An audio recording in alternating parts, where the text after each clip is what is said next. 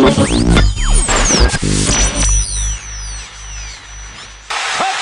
Pittsburgh! Touchdown, Washington!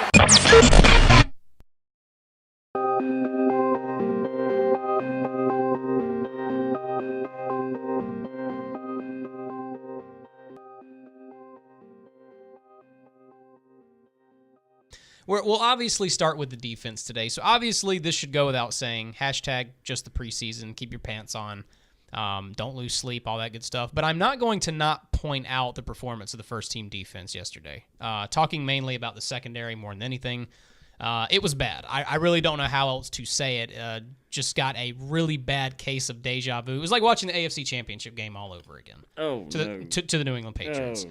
Oh, no. Way too much space out there in the open field, mainly over the middle, which was very, very concerning to me.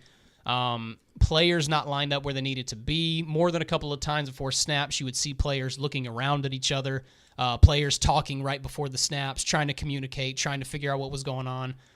This defense just looked lost at times. And again, it came from the first team. The only starter who was not playing in the secondary, folks, was Mike Mitchell.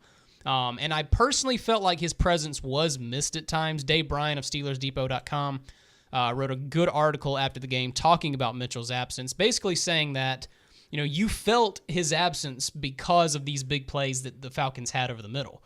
Mike Mitchell has flaws in his game. We've talked about that on the show many times, but teams are scared to go over the middle when Mike Mitchell's in the game because this dude will lay you out. This dude loves to cross the middle of the field for an interception or to knock he will knock the ball out to cause a fumble, or he'll just like to take your head off every now and then. So I did feel like there were times where you definitely could feel his absence, but Mitchell is one guy. You still had all your other first-team guys out there on the field. Falcons' first offensive drive, really just indicative of how the day went for the first-team secondary. Matt Ryan takes the Falcons down to the end zone, 10 plays, 91 yards. 10 plays, 91 yards, folks.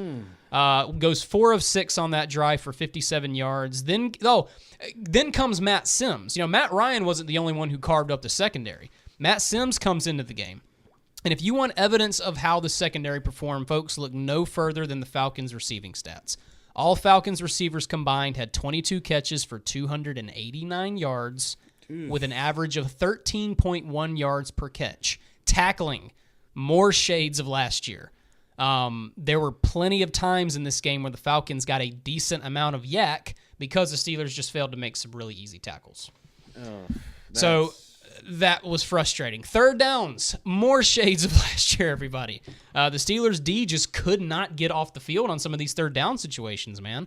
And that, in turn, wears the defense down. It also allows the other team to dominate the time of possession, which is exactly what the Falcons did in this game. I think they dominated the time possession by like 12 minutes, which was something obscene like that. So, look, I'm not going to overanalyze this to the max, but here's the bottom line. It's preseason, and if there's a place you want your defense to screw up, it is the preseason. So I'm not going to lose sleep over this. But these mistakes did come from the first-team guys. And even though this defense does appear to be moving in the right direction, there are still some things that we do need to work on. There's still some hiccup. I mean, there's still a lot of hiccups I'm seeing that we saw last year. Communication issues, tackling issues, being lined up properly. And I'll tell you another thing that I think the Steelers struggle with. And maybe this is something that all defenses struggle with, but these offenses that are extremely talented and very athletic, in other words, take a Falcons offense, take a Patriots offense, an offense that uses a lot of 5 wide receiver sets that spread you all over the football field. This is something that I feel like the Steelers have struggled with for a very long time. These styles of offenses that are quick, that spread you out, use a lot of different sets. It's just something we've struggled with for a while. So that's something I feel like we need to work on. But look, I will say this. There is a part of me that is grateful this happened. And here's why. The Steelers' defense has been a little cocky this offseason. A lot of players talking about, oh, yeah, we made the necessary adjustments. We're going to be, one player said we're a Super Bowl caliber defense going into this season. Yeah. Other players talking about, oh, yeah, we've corrected every mistake we made last season. And so there's a part of me that's a little bit grateful for this game. And Say, don't you think hey, boys. don't you think coaches kind of are too, in one way? Sure. I mean, if you feel like, if I'm a coach and I feel like some guys are maybe getting ahead of themselves a little bit. Yeah, you want them to get torched just a little bit. It's kind of nice to be able to look at the film that next morning and say, hey, what happened here, pal? Come back down from the cloud, folks. Yeah. Yeah, so there's a part of me that is a little happy about that. But look, is there plenty of time to fix these mistakes? Yes. Is the sky falling? No. But there were some troubling things from this first team defense. Just want to point that out.